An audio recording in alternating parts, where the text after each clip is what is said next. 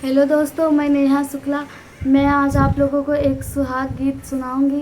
अगर हमारी वीडियो पसंद आए तो प्लीज़ हमारी वीडियो को लाइक करें और हमारे चैनल को सब्सक्राइब करें। हमारा गाना पूरा देखें और सुनें और प्लीज़ हमें सपोर्ट करें और कमेंट करके बताएं कि आपको हमारा वीडियो कैसा लगा।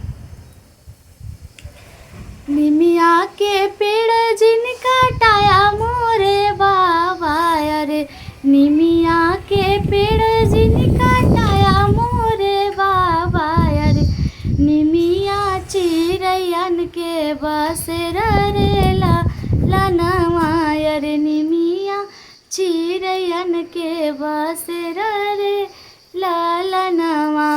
निमिया के पेड़ जिनका टाया मोरे बाबा, अरे निमिया चिरैयन के बसेरा रे लनवा, अरे निमिया चिरैयन के बसेरा रे लनवा।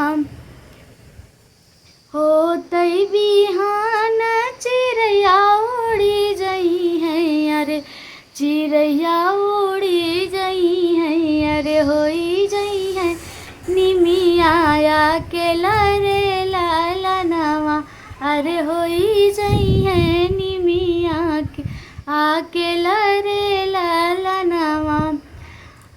बेटी के कहा जीनी माना मोरे बाबा, अरे माना मोरे बाबा, अरे बेटी विदेशिया के साथ रे लनवा, अरे बेटी विदेशिया के साथ रे लनवा। होतै बिहान तो बेटी चली जई है, अरे बेटी चली जई है, अरे रही जई है मम्मी अकेला रे लनवा, अरे रही जई है चाची अकेला रे लनवा। निमिया के पेड़ जिनका टाया मोरे बाबा, अरे निमिया चिरैयन के बसेरा रे लनवा, अरे निमिया चिरैयन के बसेरा रे लनवा।